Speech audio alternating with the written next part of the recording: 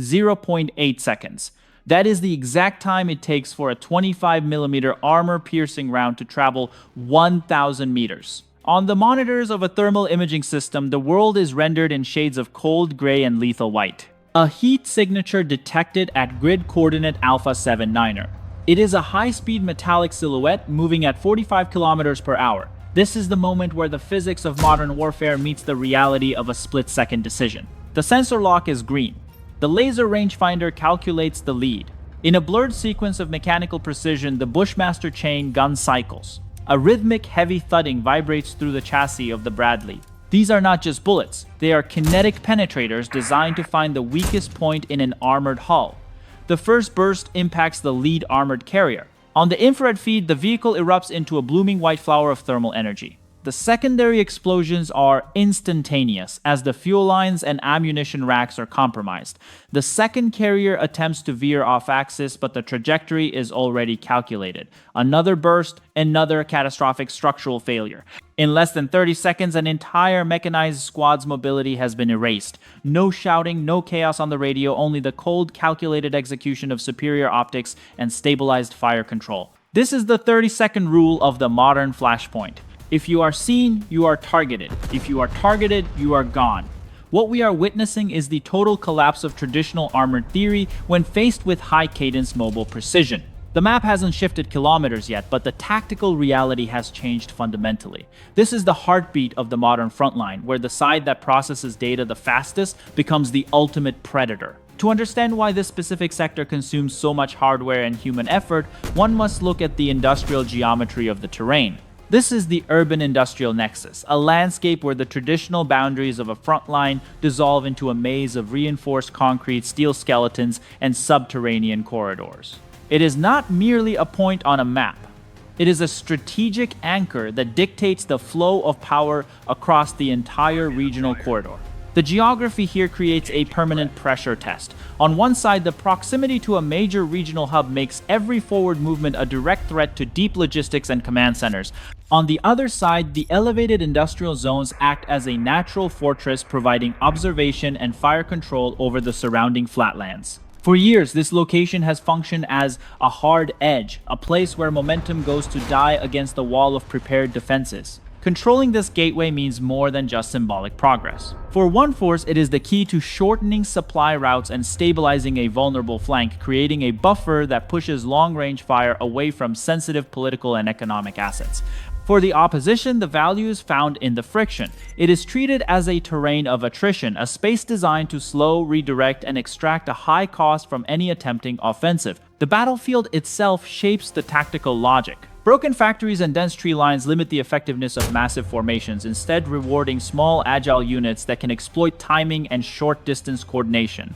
This is an environment of meters and minutes. A single trench line or a caved-in warehouse can become the focal point of a week-long engagement. Here, the sheer weight of numbers is often neutralized by the complexity of the rubble, turning the industrial gateway into a grand-scale simulation of endurance and strategic patience. Behind every sensor lock and every calculated burst of fire, there is a specific culture of combat. The units operating in this sector are not defined by their numbers, but by their integration with the machinery they command.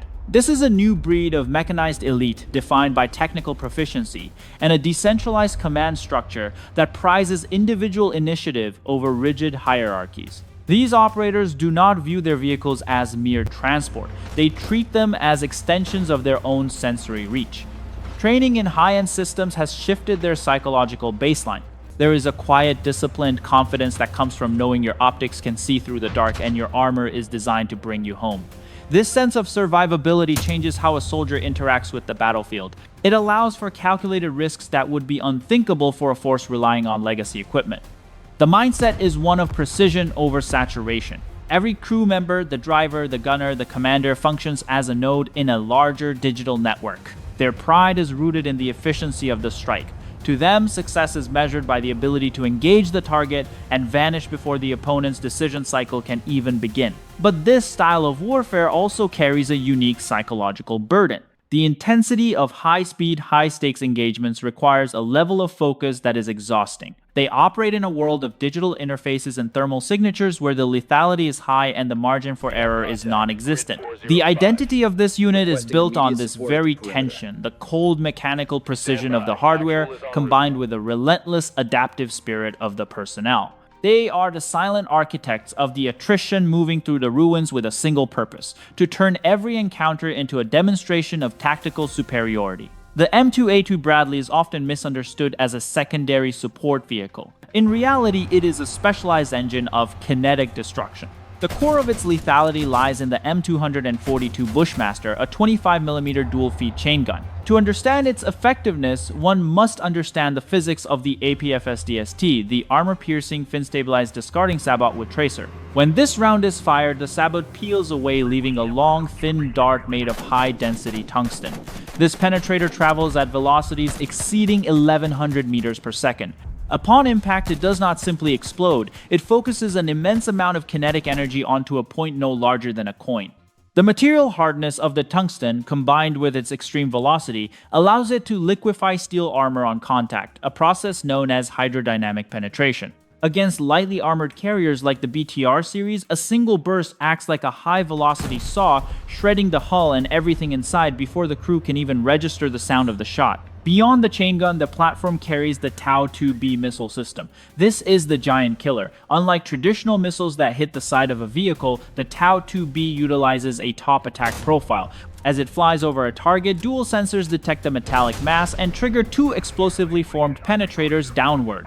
These slugs of molten metal punch through the thinnest part of a tank's armor, the roof. This combination of a high-cadence autocannon for light armor and top-attack missiles for heavy armor turns the Bradley into a predatory platform. It exploits a fundamental law of the modern battlefield: protection is an illusion if the opponent controls the angle and the velocity of the engagement. The hardware is designed to ensure that once a target is identified and lased, the probability of a catastrophic kill reaches near certainty within seconds. This is not just a fight. It is a clinical application of ballistics. In the modern theater of operations, the sky is no longer a void. It is a dense, multi-layered sensor grid. This is the era of the transparent battlefield, where the traditional fog of war is being burned away by a constant stream of high-definition data. The digital eye refers to the seamless integration of unmanned aerial systems with ground-based fire control, a framework known as C4ISR.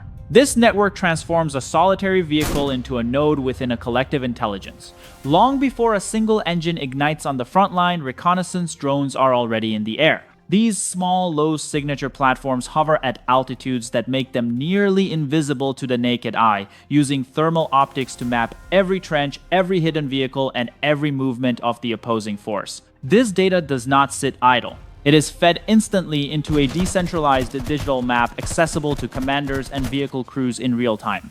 This is the foundation of BVR, beyond visual range combat. When a Bradley or an Abrams moves, it does not move blindly. It moves toward targets that have already been identified, categorized, and tracked. The coordination between a drone pilot and an armored crew reduces the time between detection and engagement to mere seconds. If a drone identifies a heat signature in a tree line, the coordinates are transmitted directly to the armored platform's navigation and fire control systems. The gunner does not need to search, they only need to confirm and fire. Furthermore, the emergence of FPV first-person view drones has added a new layer of lethality. These are the long-range fingers of the mechanized unit. While the heavy armor provides the direct kinetic punch, the FPV drones act as precision-guided munitions that can chase targets behind cover or disable the sensors of enemy tanks. This synergy creates a lethal paradox: for the adversary to move is to be detected, and to stay still is to be mapped. In this digital environment, the side that controls the flow of information controls the tempo of the slaughter. The battlefield has become a space where the most valuable commodity is not fuel or ammunition, but bandwidth. The simulation initiates at 1400 hours. The sector is silent, covered in a light mist that clings to the industrial ruins. To an observer on the ground, the area appears abandoned, a tactical void. But in the digital realm, this silence is an engineered illusion. This is the bait phase, where the objective is not to block the enemy, but to invite them into a space where their numbers become a liability. A thermal bloom appears on the long-range sensor grid. An opposing mechanized column consisting of multiple armored personnel carriers and supporting infantry begins its advance. They move with aggressive confidence, interpreting the lack of immediate artillery fire as a sign of a weakened defense. They are following a direct route, a linear path through a narrow corridor flanked by dense tree lines and elevated rubble. From 3,000 feet, the digital eye tracks every meter of their progress. The command on the encrypted net is a single word: hold. This is the ultimate test of tactical discipline. To fire too early is to reveal the position and allow the column to retreat or redistribute. To fire too late is to risk being overrun. The simulation calculates the engagement zone, a specific 300-meter stretch of road where the terrain prevents the column from turning around or deploying into a wide formation. The lead vehicle crosses the invisible threshold, then the second, then the third. The opposing force is now fully committed to the corridor. They are unaware that they have transitioned from an offensive maneuver into a kill box. The ambush is not constructed of mines or wire, but of timing and cross-referenced coordinates. The trap is set, the sensors are locked, and the simulation reaches its trigger point. The silence is about to be shattered by the physics of a pre-calculated disaster. Execution. The lead armored carrier is struck mid-stride. A 25mm sabot round pierces the frontal arc, igniting the engine block in a fraction of a second. Momentum carries the flaming wreck forward for several meters before it grinds to a halt, effectively corking the corridor and blocking any rapid retreat for the vehicles trailing behind. This is no longer a maneuver, it is a clinical demonstration of high-cadence lethality. The second carrier attempts to veer off-road to deploy infantry, but the window of opportunity has already slammed shut. The rhythmic thud of the autocannon creates a localized wall of steel. At this distance, the light armor of the transport is functionally non-existent. Tungsten penetrators stitch across the hull, bypassing exterior plates and detonating internal stores. In the thermal optics, the vehicle becomes a blooming white sun as secondary ignitions of fuel and stored munitions occur. The simulation logs a total structural failure within 12 seconds of the initial contact. The opposing infantry forced out of their burning transports scatter across the exposed ground. But the battlefield has been transformed into a data-driven kill zone. There is no cover here that has not already been mapped. Supporting fire from hidden positions suppresses the flanks while the autocannons continue to rake the engagement zone with surgical precision. The sheer speed of the strike has stripped the opposing force of its ability to coordinate. They are no longer a unit, they are individual heat signatures struggling for survival in a space where the air itself is filled with fragmentation. A third armored asset attempting to provide suppressive fire from a semi-static position is instantly flagged by an overhead drone. A Tau-2B missile is launched. It streaks across the gray sky, tracking the target with infrared guidance. As it passes over the vehicle, its downward-facing sensors trigger, firing a molten slug of metal through the thin roof armor. The resulting overpressure is catastrophic, shearing the turret from the chassis. In less than 2 minutes, the mechanized surge has been reduced to a graveyard of smoldering iron. The initiative hasn't just been seized, it has been weaponized to ensure total tactical overmatch. The objective is achieved. The opposing armored surge has been neutralized and the momentum of the advance is broken. But on a transparent battlefield, success is a fleeting window. Within seconds of the final kinetic impact, the simulation identifies a shift in the adversary's posture. Long-range artillery units are beginning to orient toward the engagement zone and drone activity is spiking. This is the most dangerous phase of the operation, the disengagement. The command is issued for exfiltration. In this doctrine, ground is viewed as a variable, not a constant. The priority is force preservation. A smokescreen is deployed, creating a multispectral barrier that blinds both visual and thermal sensors. Behind this gray wall, the mechanized units begin a coordinated leapfrog movement.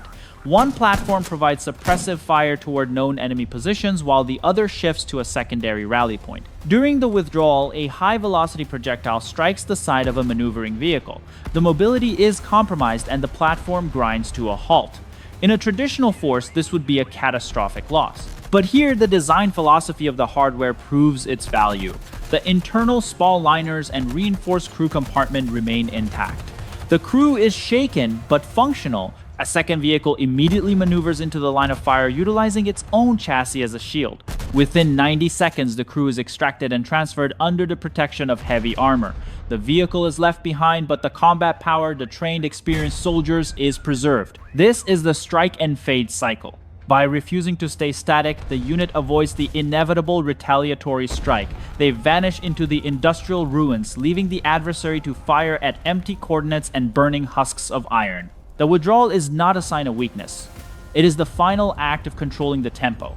They are not running away from the fight, they are resetting the simulation to a time and place of their choosing. The battlefield falls silent once more, but the psychological impact of the encounter remains, leaving the opponent to wonder where the next strike will emerge from the mist. The ripples from a single 10-minute engagement in a ruined industrial sector extend far beyond the immediate horizon. Global military observers are not just counting destroyed vehicles. They are reassessing the very foundations of mechanized doctrine. What occurred here is a signal to every major power that the era of mass over precision is facing a terminal crisis. The data extracted from this simulation suggests a fundamental shift in how future defense budgets and strategic reserves will be structured across the globe. First, there is the collapse of the Iron Wall myth. For decades, military planners believed that a sufficient volume of armored vehicles could eventually saturate and overwhelm any defense. This encounter proves that on a transparent digital battlefield, volume without integrated sensors is merely a target-rich environment. The global defense industry is now forced to confront a reality where a legacy fleet of thousands of tanks can be rendered obsolete by a much smaller, highly networked force equipped with superior optics and subunit autonomy. Second, the human capital equation has been redefined. The successful extraction of a trained crew from a disabled high-tech platform sends a powerful message to strategic commands worldwide. It highlights the rising value of the professional operator over the expendable asset.